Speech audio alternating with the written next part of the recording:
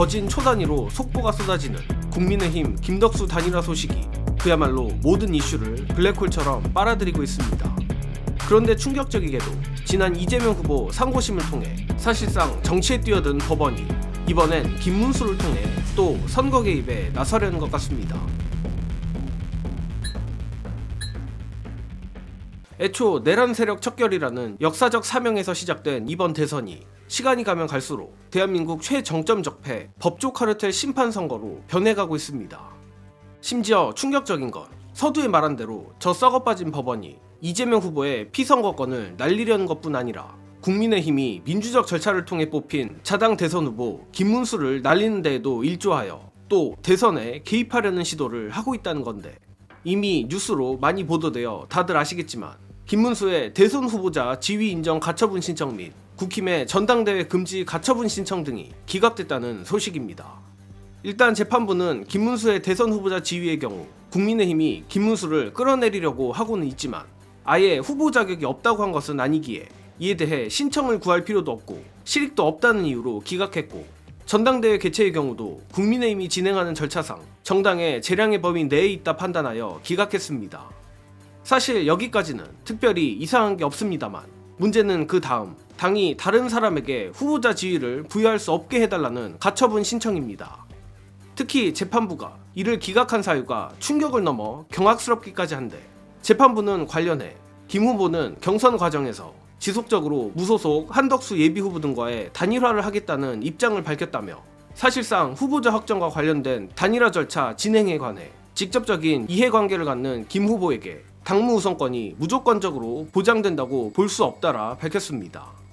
자, 벌써부터 뭔가 이상한 느낌이 드실 텐데, 정당의 대통령 후보 자격은 당원 당규에 맞춰 민주적 절차에 의해 선출된 후보에게만 부여돼야 한다는 가처분 신청에 김문수가 한덕수와 단일화하겠다는 입장을 밝힌 게 도대체 무슨 상관이 있는지 정예능은 이해할 수가 없습니다.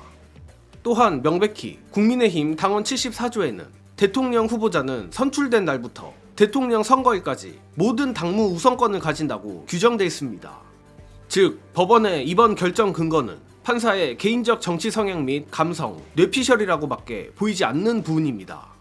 특히 이런 식의 논리를 극단적으로 비유를 하자면 대통령이 공약을 지키지 못했을 때 행정부가 마음대로 대통령을 교체해도 된다는 식의 논리와 다를 바 없습니다.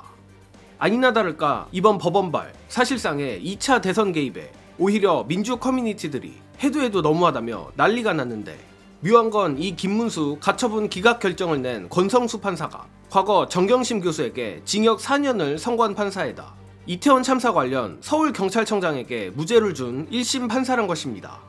아무리 봐도 지난 윤석열 석방, 이재명 후보 초광속 파기환송, 이번 김문수 가처분까지 법원이 사실상 대선에 전력을 다해 플레이어로 뛰겠다고 선언을 한 모습입니다만, 아무튼 그럼에도 김문수 측은 포기하지 않고 가능한 모든 조처를 하겠다는 입장입니다.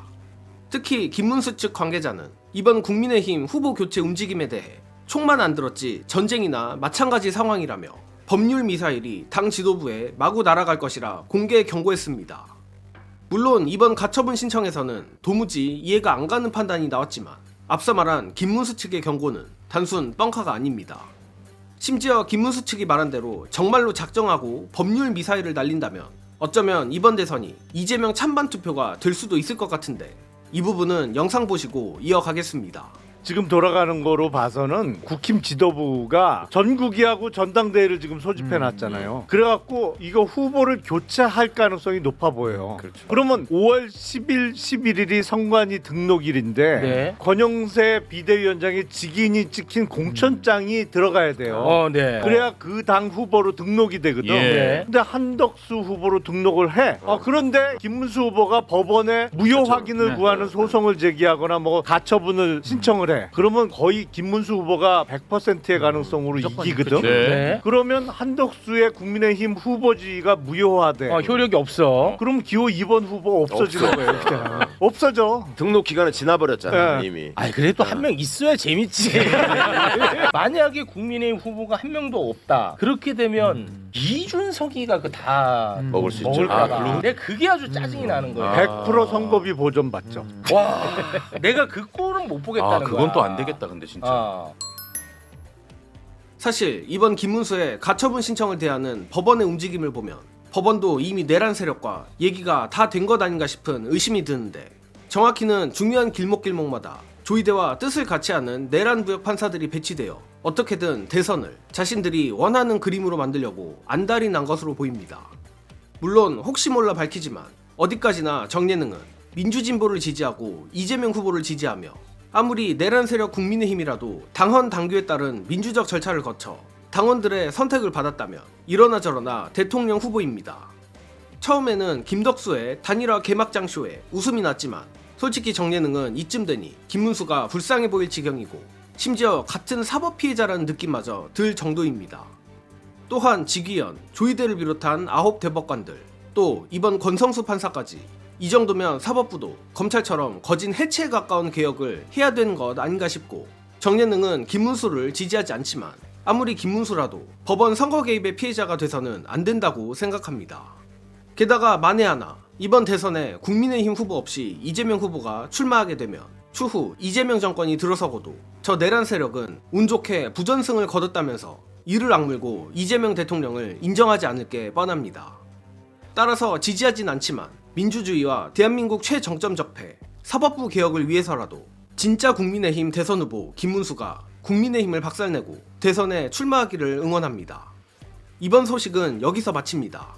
시청해주신 여러분 감사합니다.